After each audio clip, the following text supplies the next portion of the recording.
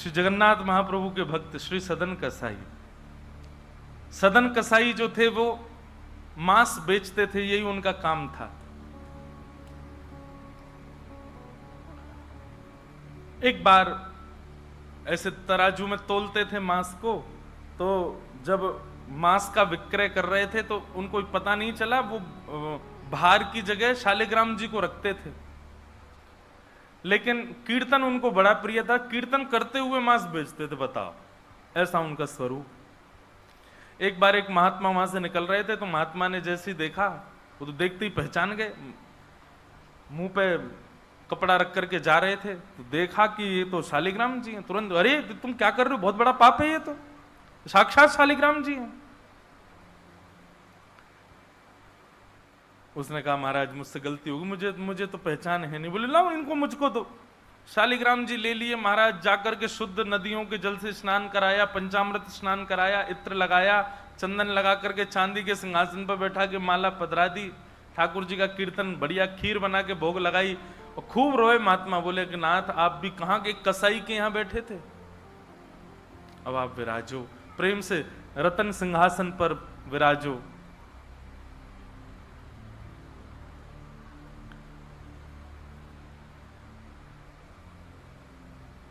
ठाकुर जी विराज गए। रात्रि को महात्मा के स्वप्न में आए, और स्वप्न में आकर के बोले सुनो, सुबह होते ही हमको ले जाओ और हमको वो सदन कसाई के पास छोड़ के आओ। महात्मा बोले वहां प्रभु मांस बेचता है, वो आपको तोलता है, तोलने के लिए भार बना करके रखता है, आप उसके यहां क्या करेंगे। ठाकुर जी कह रहे हम जितना कह रहे हैं उतना करो बस। बोले नाथ ये तो वेद विरुद्ध हो जाएगा, ये तो शास्त्र विरुद्ध हो जाएगा, मैं आपको कैसे वहां छोड़ के आ सकता हूं। आपको वहां क्या सुख मिल रहा है, वो शुद्ध नहीं, पवित्र नहीं, उसका स्थान अच्छा नहीं, मांस विक्रय करने वाला व्यक्ति, महापापी व्यक्ति, वहां क्यों जाना है आपको। ठाकुर जी बोले कहीं पर हमको स्नान करने में सुख मिलता है, कहीं हमको सिंहासन पर बैठने में सुख मिलता है, कहीं भोजन करने में सुख मिलता है, कहीं माला पहनने में सुख मिलता है, सदन कसाई के हमको लुढ़कने में सुख मिलता है। उसके तराजू में जब वो तराजू से तोलता है तो हम इधर उधर लोटपोट होते हैं, हमको उसमें बहुत आनंद आता है, हमको छोड़ के आओ उसके पास ही। और वो मांस विक्रय करता है, चलो जो भी है, लेकिन जब उसके यहाँ तोला जाता है और वो तोलते समय हम लुढ़कते हैं तो वो कीर्तन गाता है, वो मुझे बहुत अच्छा लगता है, मुझे उसके पास छोड़ के आओ। न जाने कौन से गुण पर दयानिधि रीझ जाते। कभी कभी हमको ऐसा लगता है कि कुछ ना कुछ करते रहो बंधुओं, किसी से तो रीझ जाएंगे ठाकुर जी, कभी तो रीझेंगे, कभी तो उनको कोई ना कोई चीज तो भाएगी हमारी। इसलिए आशा मत छोड़ो, लगे रहो, कुछ ना कुछ करते रहो। पर एक बात, चतुराई से नहीं, जान करके नहीं, बिना जाने भोले बनकर, सहज बनकर के करते रहो, ना जाने किस भाव से रीझ जाए। सदन कसाई के पास महात्मा वापस आ गए और आकर के शालिग्राम जी देने, सदन कसाई बोले नाथ यहां क्यों ले आए इनको दोबारा, यहां तो मांस बिकता हूं मैं, बहुत गंदा स्थान है ये। बोले धरो इनको अपने पास ही। ठाकुर जी रात में स्वप्न में आकर के कह के गए कि उनको तुम्हारे संग ही रहना है। मुझे कथा पढ़ते समय लग रहा था सदन कसाई की क्या स्थिति हुई होगी जब महात्मा ने कहा कि ठाकुर जी ने स्वप्न में आके कहा कि उनको तुम्हारे पास ही रहना है। हाथ पांव कांपने लगे, नेत्रों से अश्रुधार गिरने लगे सदन कसाई के। मन में विचार करते हुए कहता है कि मैं इतना पापी, इतना गंदा इंसान, और ये ठाकुर जी मुझसे मिलने के लिए मेरे पास चले आए। मैं इनके लिए इतना भी नहीं कर सकता कि ये दूषित काम ना करूं। ज्यादा से ज्यादा क्या होगा, भोजन ही तो नहीं मिलेगा मुझे, धन ही तो नहीं कमाऊंगा, लेकिन इससे बड़ा और धन क्या चाहिए कि ठाकुर जी मेरे से मिलने के लिए व्याकुल हो रहे हैं। उसी समय सदन कसाई ने अपनी दुकान बेच दी, सब काम बंद कर दिए और बस अपने ठाकुर जी के लिए जीवन जीने लगा। आप मुझसे मिलने के लिए तड़प रहे थे नाथ, अब मैं तड़पूंगा आपसे मिलने के लिए, मैं आऊंगा आपसे मिलने के लिए। और निकल पड़े सदन कसाई जगन्नाथपुरी की ओर। पूछा लोगों से, कहां है पुरी? लोगों ने दिशा बता दी। बोले वहीं विराज रहे हैं जगत के नाथ, वहीं विराज रहे हैं साक्षात नंदन नंदन। एक बात बताएं बंधुओं, सतयुग, त्रेता, द्वापर, कलयुग, 4 युग हैं। सतयुग के पूज्य ठाकुर जी, अर्चनीय ठाकुर जी हैं श्री बद्रीनाथ भगवान। सतयुग के जितने भी लोग हैं उनकी मनोकामना पूर्ति हो, उनकी सिद्धि पूर्ति हो, उनकी अर्चना का केंद्र हो, उनकी साधना का केंद्र वो बद्रीनाथ ही है। सदन कसाई निकल पड़ा जगन्नाथपुरी की यात्रा पर। बस बार बार उसके मन में एक ही भावना आती है, आप मेरे से मिलने के लिए तड़पे थे, आप मेरे पास रहने के लिए तड़पे थे, मैं आऊंगा आपसे मिलने के लिए। और निकल पड़ा। कीर्तन की टोलियां जा रही हैं, वैष्णव जन नाचते गाते हुए जा रहे हैं। जैसे जैसे वैष्णवों की टोलियां और कीर्तन की टोलियां निकलती हुई देखे सदन कसाई, उसका मन हो कि मैं भी चला जाऊं। तो जो लोग पहचानते थे वो लोग कह देते थे, अरे कसाई है ये।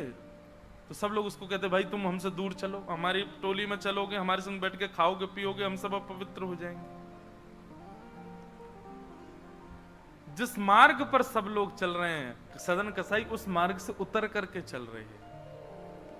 कहीं मैं इस मार्ग पर चलूंगा, मेरे चलने से मार्ग अपवित्र हो जाएगा। और स्मरण कर रहे हैं महाप्रभु श्री जगन्नाथ जी का। चलते चलते बंधुओं, मुझे ऐसा लगता है आजकल तो ऐसे चित्र हो गए हैं, हम लोग कहीं भी दर्शन कर लेते हैं महाप्रभु जी का। उस काल की बात है जब चित्र भी नहीं होते थे, तो कई लोग तो पहली बार ही जगन्नाथ जी को देखते थे। कैसा स्थिति होती होगी उन लोगों की, कैसा भाव रहता होगा उन लोगों का। सदन कसाई चलते जा रहे हैं, एक मार्ग से उतर करके चल रहे हैं, निष्ठुर मार्ग पर चल रहे हैं और बस स्मरण कर रहे हैं श्री जगन्नाथ महाप्रभु का। चलते चलते चलते एक नगर में पहुंचे।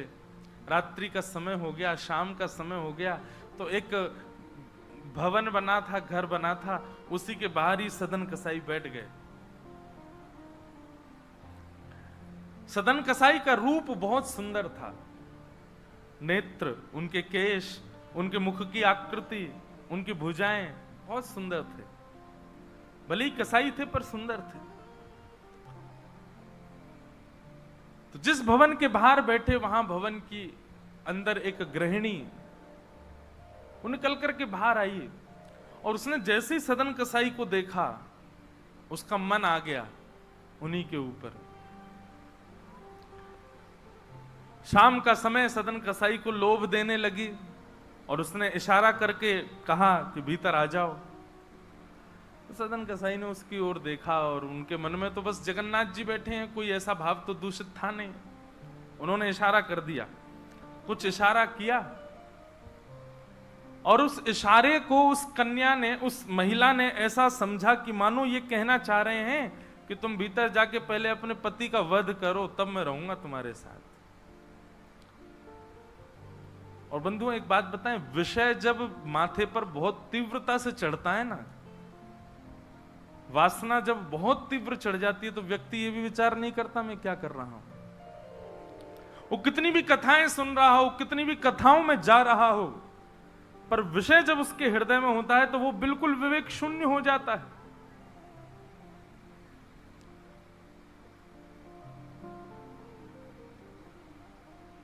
विषयों का मतलब, विषय भोगने से पाप कम लगता है, पर विषय जब सिर पर हावी होता है तो उस समय जो हम विवेक शून्य हो जाते हैं उससे पाप ज्यादा लगता है हमको। विषय हावी हो गया उस माता के, भीतर जाके उसने अपने पति का वध कर दिया, मार दिया। और बाहर आकर के सदन कसाई से कहा, अब तो चलो, मैंने अपने पति को मार दिया, चलो मैं और तुम ब्याह कर लेते हैं। सदन कसाई बोला, देवी ये तेने कहा किया, मैंने तो नहीं कहा था कि तुम मारो। बोले, हो तुम झूठ बोलते हो, तुमने ही तो कहा था कि उसका वध कर दो तब रहूंगा। अब तुम्हारे पास एक ही रास्ता, या तो मेरे साथ रहो, नहीं तो मैं सबको बता दूंगी कि तुमने मेरे पति को मरवाया है। पर जिनके हृदय में श्री ठाकुर जी विराजमान हैं, उनको अन्य किसी के लोभ की इच्छा नहीं होती। उन्होंने कहा ज्यादा से ज्यादा मार दोगी मुझको और क्या बदनामी होगी, सब होगा, लेकिन मैं अपनी स्थिति से नहीं हट सकता। और उन्होंने अस्वीकार किया। और हुआ वही, उसने हल्ला मचा करके सबको इकट्ठा कर दिया, मेरे पति को इसने मरवा दिया और ये आदि आदि सब कर दिया। सदन कसाई को बंदी बना करके राजा के सामने प्रकट कर दिया। सब लोग आ राजा के यहां उसको प्रस्तुत कर दिया, बंदी बना दिया। और बंदी बना करके कहा कि आप स्वीकार करते हैं कि आपने ये अपराध किया है इनके पति को मारने का? सदन कसाई कुछ नहीं बोला। बोले क्योंकि पक्ष तो पूरा उन्हीं की तरफ जाने वाला, मैं कितना भी मना करूं, मैं सफाई क्या दूंगा, मैं कैसे प्रस्तुत करूंगा, मैं विवाद कैसे करूंगा? वैष्णव का स्वरूप होता विवाद में नहीं पड़ता। वो चुपचाप खड़े रहे, बस मुस्कुराते रहे। बोले अब सत्य तो ठाकुर जी जानते हैं, मैं अब आपको कैसे बताऊं कि मैंने नहीं किया। मैं कहूं कि मैंने नहीं किया तो मेरे पास कोई प्रमाण नहीं है ना देने का कि मैंने नहीं किया। और प्रमाण देने के लिए, इकट्ठा करने के लिए, इतने प्रपंच में पढ़ने के लिए मैं नहीं निकला हूं। मैं तो जगन्नाथ जी से मिलने के लिए, आपको जो दंड देना है बस मृत्यु दंड मत देना, बाकी जो दंड देना है दे दो, मुझे जगन्नाथ जी का दर्शन करना है।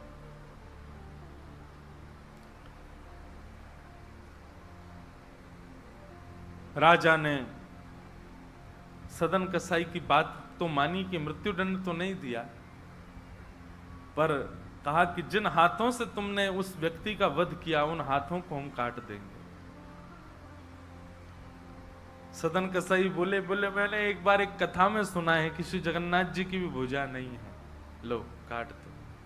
जैसे मेरे स्वामी वैसा मैं, और अपनी दोनों भुजाएं आगे कर दी। मेरे स्वामी भी तो ऐसे ही रहते हैं। अच्छा, एक बार की बात है, गोस्वामी तुलसीदास जी दर्शन करने गए जगन्नाथ जी का, और जैसे ही जगन्नाथ जी को देखा तुरंत नेत्र बंद कर लिए। बोले राम राम राम राम जी, मैंने क्या देख लिया? तुरंत बाहर निकल करके आए, भागे मंदिर से दूर। किसी ने रोका, बोले क्या हो गया गोस्वामी जी? बोले ये मेरे ठाकुर जी हैं ही नहीं। कैसे ठाकुर जी? इनकी तो आंख पिघल गई, मुख पिघल गया, हाथ पिघल गए, पैर है नहीं, ये मेरे ठाकुर जी कैसे? मैं तो अभी रात में तो कहीं नहीं जा सकता, पर सुबह होते ही चला जाऊंगा, मैं जीवन में कभी नहीं आऊंगा। इतने ज्यादा भयभीत हो गए। रात्रि में गोस्वामी जी जैसे ही सोए तो महाप्रभु जगन्नाथ जी उनके स्वप्न में आए, धनुष बाण हाथ में लेकर के राघवेंद्र सरकार प्रकट हो गए। बोले भगवान वजह से है? गोस्वामी जी बोले मेरी वजह से? बोले हाँ, तुमने मानस जी में लिखा है बिन पग चलहि सुनहि बिन काना। वो बिना पैर के चलता है परमात्मा, बिना कानों के सुनता है।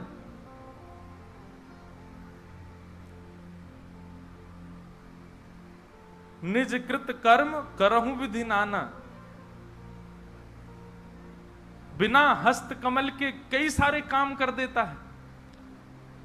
अब आपके पास दो ही तरीके हैं, या तो हमारे इस रूप को स्वीकार करो, नहीं तो चौपाई को जाके मिटा दो मानस जी से। तब गोस्वामी जी को भेद पता चला। जय हो भगवान, क्षमा करो मुझे, मैं तो आपके रूप को जान ही नहीं पाया। तो अगले दिन दर्शन करने गए, तब वही रूप बिन पग चलहि, बिना पैर के चलते हैं। और ऐसे कोई दुनिया का ठाकुर नहीं चलता जैसे जगन्नाथ जी चलते हैं। कोई भी ऐसा प्राचीन मंदिर आप बताओ जिसका ठाकुर निकल के बाहर आता हो, पूरे वैष्णवों के मेला के साथ में चल के जाता हो, एकमात्र श्री जगन्नाथ जी। और सुनो, आप लोग कभी दर्शन करना, श्री जगन्नाथ जी मंदिर में जाओगे तो जो गरुण स्तंभ है, जहां पर गरुण जी विराज, सब लोग गले मिलते हैं, वहां पर उस गरुण स्तंभ के पीछे भोग घर है ठाकुर जी का। ठाकुर जी का जो प्रसाद है वो वहां रखा जाता है, गरुण स्तंभ के पीछे। और श्री जगन्नाथ जी कहां बैठे? भीतर गरुण स्तंभ वाला सभागृह, फिर उसके बाद एक सभागृह और है, फिर तीसरे गर्भगृह में वहां जगन्नाथ जी बैठे हैं। मतलब जगन्नाथ जी से और जगन्नाथ जी का जो भोग घर है, जहां पर भोग रखा जाता है, वो कितना दूर है? 1 2 3 तीसरी बेड़ी पार करके है। और आप कभी भी देखना, महाप्रसाद का भोग वहीं लगता है। ठाकुर जी को इतनी दूर रखा जाता है भोग, क्यों?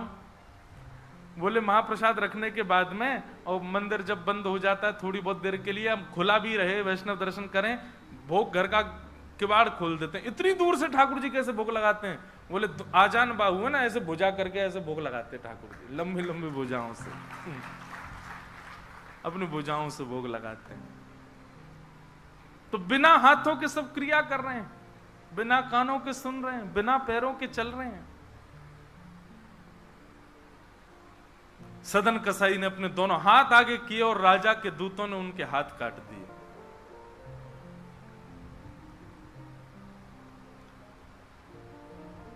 पीड़ा में नहीं है, प्रसन्नता में है।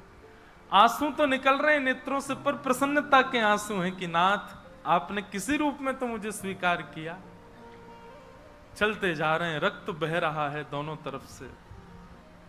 बस रास्ते में एक ही प्रार्थना कर रहे हैं, नाथ है तो ये शरीर ही, और यही माध्यम है मुझे आपके दर्शन का। इसमें जो ये पीड़ा हुई है, जो रक्त संचार हो रहा, रक्त जो निकल रहा है, बस इससे केवल ठाकुर जी इतना, बस इतना रक्त बचने देना भीतर कि मैं जगन्नाथपुरी पहुंच जाऊं, आपका दर्शन कर लूं, उससे पहले मेरे प्राण ना निकल जाए। और चलते जा रहे हैं। ऐसी लगन हमको कभी नहीं लग सकती बंधुओं, इस जन्म में तो नहीं लग सकती। हम लोग केवल बड़ी बड़ी बातें कर सकते हैं, बड़ी बड़ी बातें सुन सकते हैं, ऐसे प्रेमी हम जगन्नाथ जी के कभी नहीं बन सकते।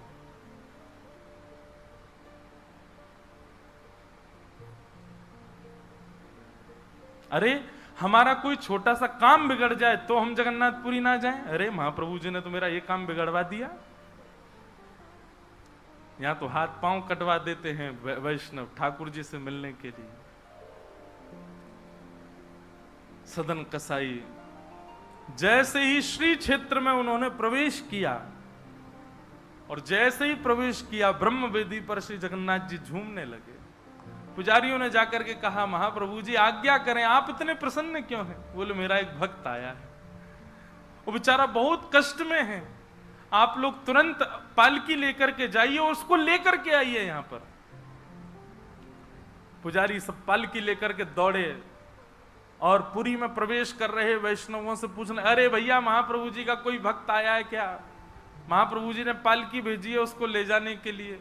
महाप्रभु जी आज बड़े प्रसन्न हैं, उनका कोई परम वैष्णव भक्त आया है। तो सदन कसाई ने जैसे ये बात सुनी कि पुजारी हल्ला कर रहे हैं, कोई बहुत बड़ा भक्त आया है, महाप्रभु जी ने उसके लिए पालकी भेजी, तो सदन कसाई इतने खुश हो गए, बोले आज ठाकुर जी के दर्शन तो होंगे, उनके एक प्रिय भक्त के भी दर्शन हो जाएंगे, कितना मेरा सौभाग्य होगा।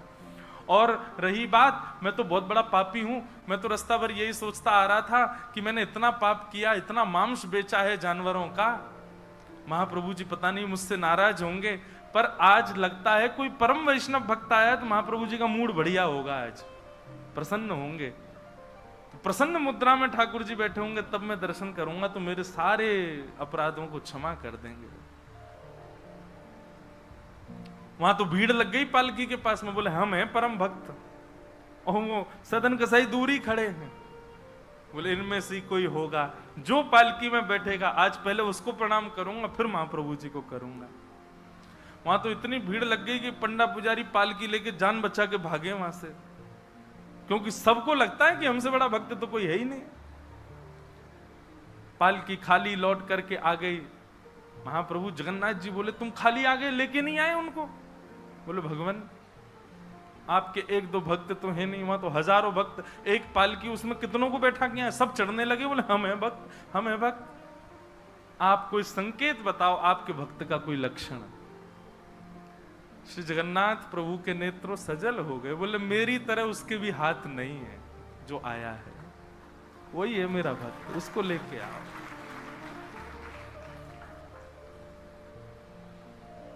पुजारी पालकी लेकर के दोबारा गए, देखा तो जब श्री क्षेत्र आया ना, तो श्री क्षेत्र आते ही अब सदन कसाई चल करके नहीं जा रहे हैं, दंडवत करते हैं, लेट जाते हैं और फिर लेट करके उठते हैं, फिर आगे बढ़ के फिर लेटते हैं, फिर उठते हैं, दंडवती परिक्रमा की तरह भीतर जा रहे हैं। उसमें भी भुजा नहीं है उनके पास में, लेटते हैं तो उठते कैसे हैं, ये देखने पर ही लोगों का हृदय द्रवित हो जाता है, और किसी से सहायता नहीं लेते। वो तो दूर चल रहे हैं ना, उस मार्ग पर ही नहीं चल रहे जहां सब चल रहे हैं। बोले कि मैं चलूंगा तो अपवित्र हो जाएगा मार्ग।